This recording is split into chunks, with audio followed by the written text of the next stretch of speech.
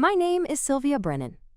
I am 38 years old, and on a Tuesday morning in August, while I was being lifted onto a stretcher outside a resort in Sedona, Arizona, with a blood pressure reading that the paramedic said out loud was dangerously low and a pulse that she described as thready, my husband of 9 years stood on the sun-bleached steps of our resort villa, crossed his arms, and said, loud enough for everyone on that path to hear, "Can you stop faking? You are ruining my vacation. This is so typical of you, Sylvia. Every single time." The paramedic loading my stretcher did not look up immediately. She continued doing what she was doing, which was inserting an IV line into my left arm, with the focused, deliberate movements of someone who has done this thousands of times, and understands that the person on the stretcher is the only person in this situation who matters. Then she looked up at my husband. She looked at him for exactly 3 seconds. She did not say anything. She reached into the breast pocket of her uniform jacket and pressed a small button on a device I had not noticed, and then she went back to work. What my husband did not know, what he could not have known because I had not told him, because I had been building something in silence for 7 months that he had no awareness of, was that the paramedic's name was Rosa Delaney. And Rosa Delaney was married to a family law attorney named Patrick Delaney, who had been my attorney since the previous January, and who had told me 2 weeks before this vacation that he needed documented evidence of my husband's behavior in a public setting, ideally witnessed by a third party with credibility. Rosa had been a paramedic for 11 years. She was credible in every direction, and the device in her breast pocket was recording. What my husband said in the next 4 minutes, while Rosa worked and while I lay on that stretcher trying to breathe, became the centerpiece of a legal filing that changed the entire shape of what came after. This is that story. Before I tell you what was in that recording, I want to stop for just one moment and ask you something. Where in the world are you right now, and what time is it where you are? Drop it in the comments below. This community reaches people in so many different places. At kitchen tables and in parking lots and in bedrooms with the sound turned low at 2 in the morning. And knowing that you are there, that these stories find the people who need them, is the reason we keep telling them every single day. If stories about women who were dismissed, minimized, and quietly disbelieved by the people who were supposed to protect them, if those stories mean something to you, please subscribe and leave a like. You being here matters more than you know. Now let me take you all the way back, because this story does not begin on a stretcher in Sedona. It begins much earlier, in a marriage that looked, from the outside, exactly the way my husband needed it to look. His name was Conrad Brennan. He was 42, a partner at a commercial litigation firm in Phoenix, and he moved through the world with the specific authority of a man who had spent 20 years being right in rooms full of people and had consequently stopped being able to distinguish between rooms where he was right and rooms where he simply had not yet been corrected. He was tall, well-dressed, socially polished in the way that lawyers who deal with clients learn to be polished, warm in public, efficient in private, always aware of the impression he was making on whoever was watching. When we met, I was 30 years old and working as a senior project coordinator at an architectural firm in Scottsdale. He was 34 and recently made partner. We were introduced at a colleague's dinner party. He was charming, attentive, and asked more questions about my work than any man I had gone on a first date with in the previous 3 years. I thought I had found someone who was actually interested in me. It took me several years to understand the distinction between being interested in you and being interested in the version of you that is useful to the story he is telling about himself. We married when I was 29 and he was 33. The wedding was beautiful, 200 guests, a venue in Scottsdale with desert views at sunset, a rehearsal dinner that Conrad's firm essentially co-hosted because half the guest list were his colleagues and clients. I wore a dress I had spent 4 months selecting. I walked down the aisle toward a man who looked at me with something I read as love, and which I now understand was more accurately described as satisfaction. The satisfaction of a man who had found in me exactly what he had been looking for, someone capable, presentable, quietly competent, and unlikely to make scenes. I was, in his world, an asset, a well-chosen one. The first 2 years were not bad. I want to be precise about this, because I think the story of how a marriage erodes is more honest when you acknowledge the parts that were not erosion. There were good years, or at least years that contained enough good moments that I did not question the architecture of the whole thing. We traveled, we had dinners with friends, I advanced at work. Conrad made more money, and I made more money, and we bought a house in a neighborhood I genuinely loved, with a garden I spent 2 weekends a month tending, because it was the most uncomplicated joy in my life at that point, and I did not yet understand what that said about everything else. The shift was gradual, and then suddenly, it wasn't.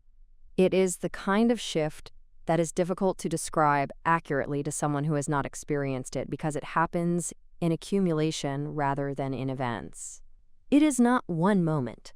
It is 100 small moments, each of which seems manageable in isolation, and which only reveals its true weight when you look at all 100 of them together. And by the time you are doing that, you have already been carrying them for years. The shift in Conrad was this. He stopped being curious about me and started being corrective. When I spoke at dinners, he would add a clause to what I said. Not rudely, never rudely in public, but in the particular way of a man who is editing a junior colleague's draft while it is still being read aloud. He would say what Sylvia means is, or I think what you're actually describing is. And he would say it with a smile that the room understood as affectionate and I understood as something else entirely. At home, the corrections were less polished. At home, he would say, "That's not how that happened." To stories I was telling about my own life, he would say, "You're being sensitive again." To things I said that were not sensitive, that were simply observations that inconvenienced him, he would say, "You always do this," as a complete sentence, without specifying what this was. Because the specification didn't matter, and we both understood that. I got sick for the first time in the 3rd year of our marriage. Not seriously sick. A kidney infection that went undertreated for 2 weeks because I kept telling myself it was not as bad as it felt, which is what I had learned to do with things that were bad. When I finally went to the emergency room and they admitted me overnight, Conrad came. He sat in the chair beside the bed and answered emails on his phone, and at one point said, "I hope you know this is not a great week for this." I was on an IV antibiotic drip. I had a fever of 102. I looked at the ceiling tiles and I counted them, the way you count things when you are trying to stay inside yourself and not say something that will cost you more than you have available to spend. I got better. I went home. Conrad said he was glad I was feeling better and asked what I wanted to do about dinner. Over the following years, the illness became a pattern of conversation.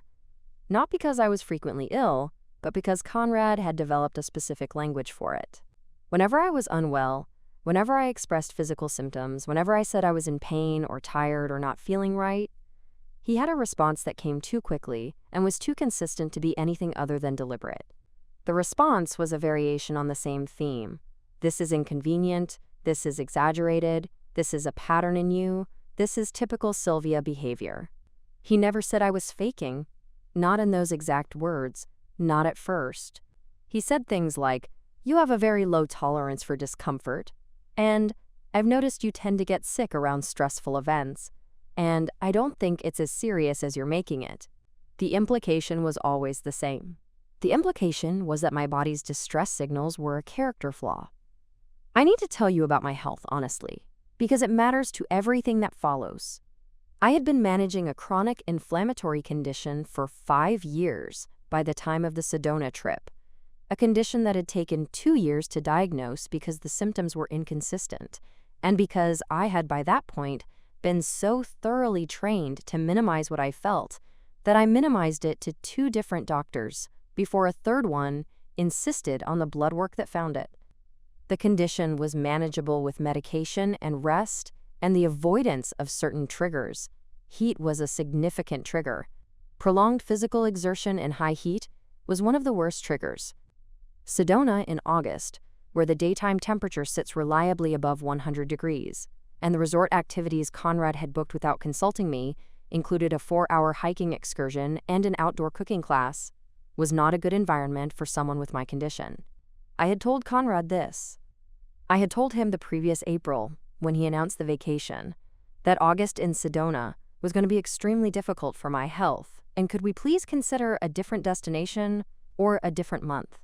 He had said, "You can stay in the villa if you want. I'm not changing the booking. You're always finding a reason not to do things." So I went. I went because not going would have been its own battle. its own accusation, its own evidence, in the case he was perpetually building against me. I packed my medication. I packed a hydration plan my doctor had given me. I told my doctor where I was going and what the itinerary looked like, and she said, with the careful language of a physician who is trying to tell you something without overstepping, "Make sure Conrad knows the signs of a flare and what to do if one occurs." I did not tell Conrad the signs. I knew, by that August, that telling Conrad medical information was not the same as having a partner who held medical information. It was handing someone a tool they would find another use for. The vacation began on a Saturday. The first 2 days were fine in the way that fine can coexist with not good. The villa was beautiful, the evenings were cool, I rested during the hottest parts of the afternoon, and Conrad hiked with the group he had arranged to meet and came back in the evenings sunburned and talkative. On Monday, he booked us both onto the morning hike without asking me. I said I was not going to be able to do the full hike in that heat. He said, "You're on vacation, Sylvia. For once in your life, just do something." I did part of the trail. I stopped when I felt the specific internal warning signal that my doctor had told me to treat as non-negotiable, a combination of lightheadedness and a prickling heat on my skin that meant my body was losing the argument with the temperature. I sat in the shade of a rock formation and waited for Conrad's group to come back down. When they reached me, Conrad looked at me sitting on the ground and said, in front of 3 people he had met the day before, "She always finds a way to be the problem." He said it lightly, with the fond exasperation of a man describing a lovable quirk. The 3 people laughed uncertainly. I did not respond. Tuesday morning was when the flare happened. I woke at 5:40 in the morning with my heart beating in a way that felt wrong. Not fast exactly, but irregular, like a sentence with words missing. I lay still and tried to assess. By 6:15, I knew I needed help. I called the resort's front desk and asked them to call emergency services. I did not wake Conrad. That decision, the decision not to wake him, to call for help myself, was not a dramatic one. It was not a statement. It was the decision of a woman who had learned, over 9 years, that the fastest path to getting what she needed was to go around the person who would tell her she didn't need it. The resort sent a staff member to the villa while the ambulance was en route. That staff member woke Conrad, and Conrad came to the front steps of the villa in the clothes he had slept in, squinting against the early morning light, and assessed the situation the way he assessed everything. Not by looking at me, but by looking at the inconvenience. The ambulance arrived at 6:44 in the morning. 2 paramedics got out. The primary was Rosa Delaney. I noticed her immediately, not because I recognized her, but because of the quality of her attention, which was the quality of someone who has no agenda other than the person in front of her, and after 9 years of living with a man who always had another agenda, that quality of attention was something I felt physically before I understood it cognitively. She assessed me quickly, efficiently. Her colleague took my vitals. She asked me clear, direct questions, and I answered them, and she wrote things down on her clipboard and said, "We're going to get you on a stretcher, okay? I want to get an IV line in and get you to the hospital." I said, "Okay." And it was then, as they were bringing the stretcher from the ambulance and Rosa was preparing the IV kit, that Conrad said it. "Can you stop faking?" He said it from the steps. His voice was the morning voice of a man who has been woken up and is annoyed about it, but underneath the morning roughness was the specific register of a man who has said this before, in different forms, so many times that it has stopped sounding like an accusation and started sounding like a fact. "You are ruining my vacation. This is so typical of you, Sylvia. Every single time." Rosa looked up at him. 3 seconds of looking, and then she pressed the button in her breast pocket. Then she went back to my IV line. What came next, in the following 4 minutes, was Conrad performing for an audience he did not understand he was performing for.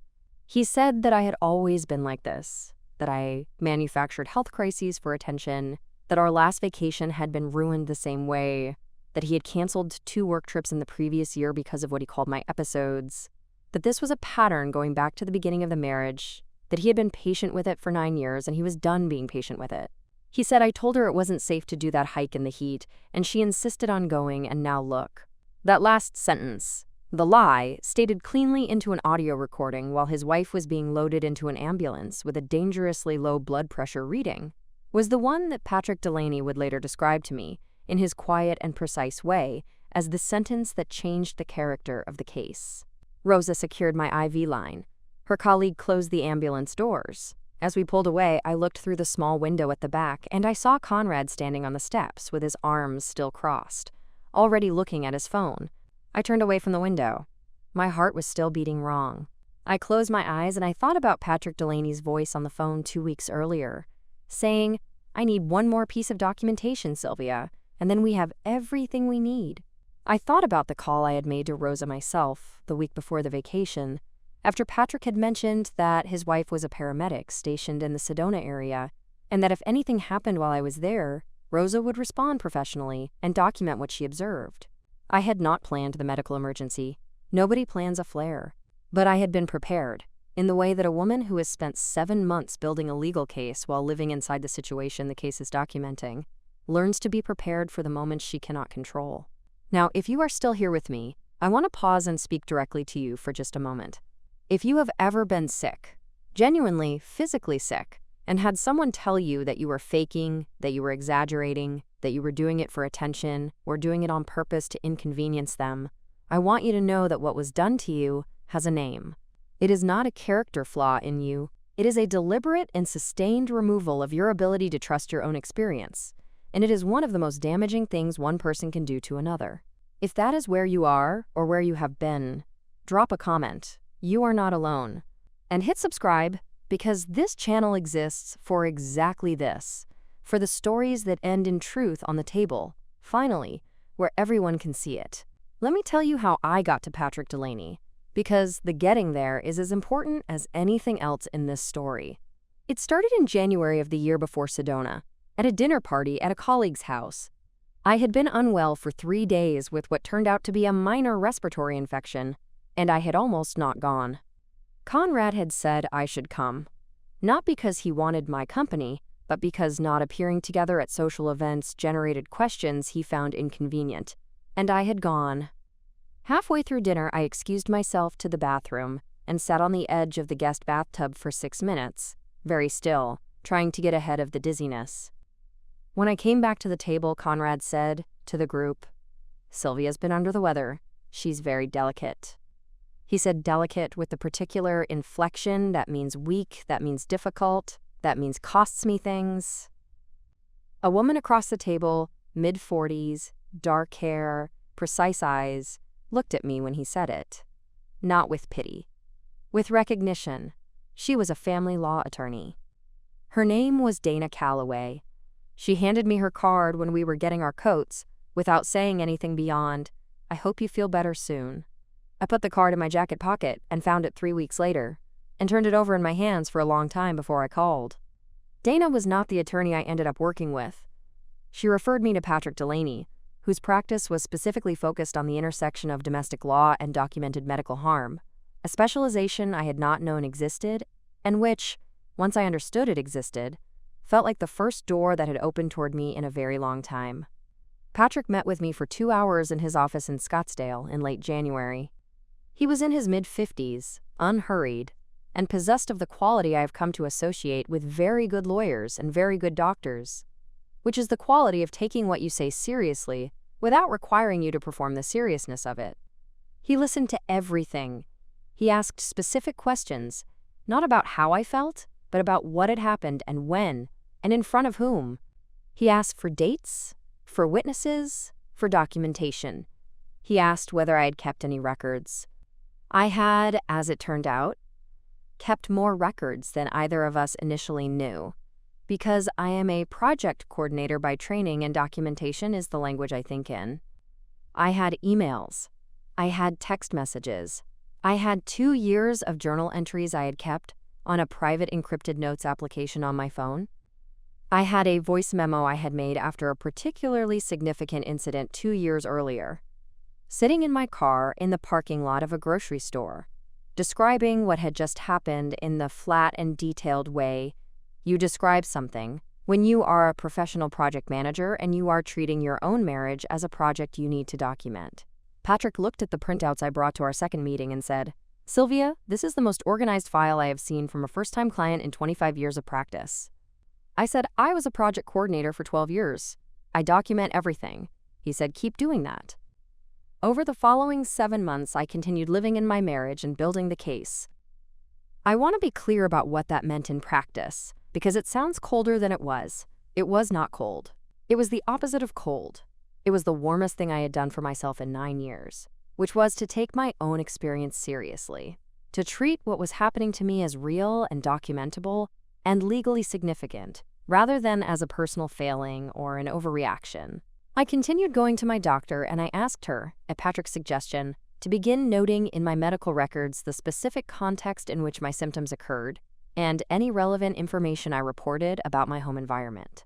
She did this carefully and professionally. She also referred me to a specialist who added her own documentation. I continued sending text from my regular phone, which meant that Conrad's replies, dismissive, minimizing, occasionally cruel, were preserved in a chain that Patrick's team cataloged methodically. I noted dates and times and locations. I was a woman doing the administrative work of her own liberation, one documented entry at a time. The financial picture that Patrick's forensic accountant uncovered during those 7 months was its own revelation. I had worked throughout the marriage. My salary, while not at Conrad's level, was significant, but the financial architecture of our household had been constructed by Conrad in a way that I had not, over 9 years, fully mapped. Conrad managed the joint accounts. Conrad paid the household expenses from those accounts. My salary went in. The decisions about where it went were his. I had a small personal account I had maintained since before the marriage, into which I deposited a modest amount each month. Conrad had always been slightly contemptuous of this, calling it my grocery money account, with the amused tolerance of a man who considers financial independence in his wife to be an affectation. What the forensic accountant found over 4 months of careful work was that Conrad had been structuring the household finances to minimize my visible assets while maximizing his own, that he had twice moved significant sums in ways that would have been disadvantageous to me in a settlement, and that there was a property, a small rental unit in Tempe, that he had acquired 3 years into the marriage using household funds I had contributed to, that was titled entirely in his name, that he had never mentioned, and that had been generating rental income for 6 years. The rental income had been going into an account I had no visibility into. Patrick's accountant documented all of it. Patrick said when he showed me the report, "This changes the asset picture considerably." I said, "How considerably?" He said, "Considerably enough that I want you to have this memorized before you sign anything." I memorized it. I had not filed for divorce before the Sedona trip. I was close. Patrick had told me in late July that we were approximately 3 to 4 weeks from having everything in order. The Sedona trip was booked. I could have refused to go. I had considered it. But there was something Patrick had said in our July meeting that I kept returning to. He had said, "The documentation is strong, but what I don't have is a contemporaneous third-party witness to the behavior in a public setting. Everything we have is either private communication or your medical records. I need one person who is present in real time." Conrad did not behave badly in private social settings. In private social settings, he was charming and polished, and the version of himself that the world saw. He only behaved the way I had documented at home, and occasionally, when he was annoyed and forgot himself, in semi-public settings where he assessed that there was no meaningful consequence. Sedona, in his mind, was one of those settings. A resort in a vacation town, strangers who would be gone in a week, no one who mattered. He had no reason to perform, and he didn't. He stood on those steps, and he performed nothing. He simply said, without editing himself, exactly what he thought. Rose's recording was 11 minutes and 14 seconds long. It captured my vitals being taken. It captured my responses to her questions, which were clear and medically coherent. Not the responses of a person manufacturing a crisis, but the responses of a person whose body was in genuine distress and who was describing it accurately. It captured the blood pressure reading of 84/52, which her colleague stated aloud. It captured Conrad's words, all of them, including the 4 minutes of elaboration that followed the initial statement, and including the lie about having told me not to hike in the heat. It captured Rose's colleague asking Conrad, at one point, whether he would be following the ambulance to the hospital, and Conrad saying, "I'll come by later. I need to let the resort know what's happening." He did not come by later. He came to the hospital at 11:47 in the morning, 4 hours and 23 minutes after the ambulance had arrived. I know the exact time because the hospital had logged it and Patrick's team had obtained those records. I was admitted overnight. My condition stabilized by midday, which is typical of a flare caught reasonably early. The danger is not in the peak of a flare, but in the time between the first symptoms and treatment. And on that morning, the response time had been good because I had called for help myself rather than waiting for someone else to decide whether I needed it. Conrad sat in the chair beside my hospital bed for 2 hours that afternoon and answered emails on his phone and said very little. At one point, he said, "I hope you know this whole trip is going to have to be written off." I looked at the ceiling, I counted the tiles. I thought about Patrick Delaney's voice saying, "We are approximately 3 to 4 weeks from having everything in order." I thought about Rosa pressing that button. I said, "I know, Conrad." He said, "You need to get your health under control. This can't keep happening." I said, "You're right, it can't." He looked at me then, briefly, with the expression of a man who has heard something he expected to be sycophantic and finds it slightly off. But he did not ask what I meant. Conrad was not, in the end, a man who asked what people meant. He was a man who told them. I filed for divorce on a Wednesday morning in September, 6 weeks after Sedona. Patrick had everything in order. The filing was comprehensive.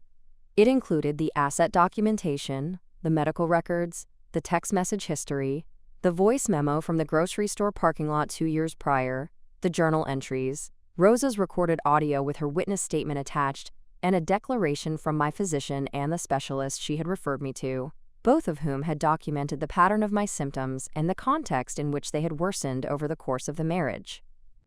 Patrick had also included a declaration from a clinical psychologist who had reviewed the totality of the documented behavior and characterized it, in the precise language of her field, as a sustained and deliberate pattern of medical invalidation, constituting emotional and psychological abuse. Conrad was served at his office at 9:41 in the morning. His assistant called me 47 minutes later, not Conrad, his assistant, and said that Mr. Brennan would be in touch. I said, "Please tell him to contact my attorney." I set my phone down on my desk at work and took a slow breath and sat very still for a moment, the way you sit when you have put down something heavy that you have been carrying for a long time, and your arms do not yet know what to do with themselves. Conrad's attorney, a partner at a competing firm, someone Conrad had apparently called the moment he was served, contacted Patrick that afternoon. The call, Patrick told me later, was exploratory. Conrad's attorney wanted to understand the scope of what had been filed. Patrick walked him through it. There was, according to Patrick, a long silence after he described the audio recording. Then Conrad's attorney said he would need time to confer with his client. Patrick said, "Of course." And then Patrick said, because Patrick is the kind of attorney who understands the weight of a well-placed sentence, "We also have the hospital admittance log with the arrival time and the complete discharge summary noting the severity of the presenting condition. Everything is documented." Another silence. Then, "We'll be in touch." Conrad called me directly that evening, which was a violation of the no-contact instruction in the filing and which Patrick noted in writing. He did not lead with an apology. Conrad did not do apologies in the traditional sense. He did recalibrations, moments where he reassessed what the most efficient response to a changed situation was and adjusted his approach accordingly. What he said, on that phone call, was that he wanted to talk, that he felt the filing was a significant overreaction, that he thought we could resolve things privately, and that involving attorneys in this way was going to be damaging for both of us. I said, "Conrad, you're not supposed to be contacting me directly. Please call Patrick." He said, "Sylvia, I just want to." I said, "Please call Patrick." And I ended the call and sent Patrick a message with the exact time and duration. Patrick added it to the file. The settlement negotiations took 4 months. I will not walk you through all of them because 4 months of legal negotiation is a structure of detail that would take longer to describe than it took to live through, and the shape of it is less important than its outcome. What I will tell you is this. The Tempe rental property came to me in the settlement. 9 years of appreciation on a property purchased with household funds I had contributed to, plus 6 years of rental income that had been kept from me. calculated by the forensic accountant at a figure that Patrick described as the number that makes the other side want to resolve this quickly. The joint assets were divided in a way that reflected what I had actually put in, rather than what Conrad had structured it to appear that I had put in. My legal fees were awarded from his assets under the bad faith conduct provision, which the audio recording made, in Patrick's words, straightforward to argue. I walked out of that marriage with my health, my career, my garden, my documentation, and a financial settlement that gave me, for the first time in my adult life, the specific and physical sensation of being able to breathe without calculating whether I could afford to. I think about Rosa sometimes, not with sentimentality. Rosa was a professional doing her job, and doing it with the particular excellence of someone who never loses sight of who the patient is, but with the specific gratitude you feel for a person whose presence in a moment you could not have manufactured and did not deserve and received anyway. She pressed that button because she was the kind of person who understood, in real time, that what she was witnessing was something that needed to be witnessed. She did not do it to help me legally. She did not know, in that moment, the full architecture of what she was walking into. She did it because she was a paramedic with 11 years of experience, and she had learned, in 11 years of responding to people in crisis, that the person on the stretcher is the one who is telling the truth. She told me this herself when we spoke briefly after the filing, when I called to thank her. She said, "Sylvia, I have loaded a lot of people onto stretchers. I know the difference between someone in distress and someone performing distress. He was wrong. I wanted it documented." I said, "Thank you." She said, "Don't thank me. Just take care of yourself." I said I would. I meant it. I want to say something about the months after the settlement, because the aftermath of a story like this one is part of the story. I went back to work, which had always been the most reliable room in my life, the room where I was competent and clear and nobody questioned whether what I said had happened had happened. My colleagues were kind in the way that people are kind when they do not know the details, but can see that something has changed in you, that a particular weight has lifted, and you are walking differently. I kept seeing my doctor and the specialist, and I followed my treatment plan with the rigor of someone who had learned, in the hardest possible way, that her health was real and worth protecting. The flare frequency decreased. My doctor said this at my 6-month follow-up, with a clinical matter-of-factness that contained, underneath it, exactly what she thought, but was too professional to state directly. I understood it perfectly. I did not need her to say it. My sister, Clara, came to stay with me for 2 weeks in November. She was 41, a physical therapist, and she had disliked Conrad from the first year of our marriage with the focused, quiet dislike of a woman who identifies certain patterns early and does not revise her assessment without compelling evidence in the other direction.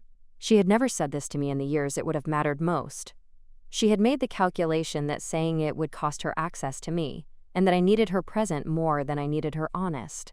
And she had been right about that, though she apologized for it on the second evening she was there, sitting in my kitchen with a glass of wine, saying, "I should have said something earlier. I'm sorry. I said you were there. That was enough." She cooked for me every night for 2 weeks. She walked with me in the mornings when the September air was cool, and the garden was doing what September gardens do, which is to prepare, quietly and without announcement, for what comes next. I think about what it means to document your own life while you are still inside it. To treat your own experience as something worth the precision of a timestamp and a saved file. It is not a natural thing, at least not in the way we are usually taught to experience relationships, which is by feel and faith rather than by record. But I had learned, in those 7 months of working with Patrick, that documentation is not the opposite of love or hope or the desire for things to be different. It is what you do when love and hope have been replaced, slowly and deliberately, by a version of reality that is not yours, and when you understand that the only way back to your own version is through evidence. I documented my life because my husband had spent 9 years telling me that my experience of my life was wrong. The documentation was my way of saying, it happened. I was there. I have the record. I want to say something directly to you now, if you are in the middle of something that rhymes with this story. If you are with someone who tells you that what you feel is wrong, that what you remember is exaggerated, that what your body is telling you is manufactured for attention or effect, I want you to hear this as clearly as I can say it. Your body is telling you the truth. Your memory is telling you the truth. The fact that someone you trusted is telling you otherwise is information about them, not about you. You are allowed to document what is happening. You are allowed to keep a record. You are allowed to find an attorney and sit across a desk from a calm and unhurried person and say, "This is what has been happening." And have that person say, "I believe you, and here is what we can do." You are allowed to build the door quietly while you are still in the room. And when the door is built, you are allowed to open it and walk through it, and you do not owe anyone an explanation for choosing to stand in the light. My name is Sylvia Brennan. I am 38 years old. On a Tuesday morning in August, I was loaded onto a stretcher with a blood pressure of 84/52, while my husband told a paramedic that I was faking. That paramedic pressed a button. The button changed everything. But the button was only possible because of 7 months of quiet, careful, precise work that happened in attorneys, offices, and doctor's appointments, and encrypted notes applications, and the front seats of cars in grocery store parking lots. The recording was the moment the truth became audible to other people. I had known the truth for years. I had simply been building, one documented entry at a time, toward the moment when it would be impossible to argue with. Tell me in the comments, have you ever been in a situation where someone told you that what you knew to be true was not true? What did you do with that? I want to hear from you. I read every comment, everyone, and they matter to this community in ways I cannot fully describe. Thank you so much for being here today. Every view, every comment, every person who shares this with a friend who needs it. You are the reason this community exists, and the reason we show up every single day. We release a new story on this channel every day because there is no shortage of women whose truth deserved to be heard and wasn't until it was. Subscribe so you never miss one. Leave a like if this stayed with you. And if you know someone right now who is carrying the weight of being disbelieved by the person who is supposed to believe her most, please send this to her. She will know exactly what it means. We will see you tomorrow.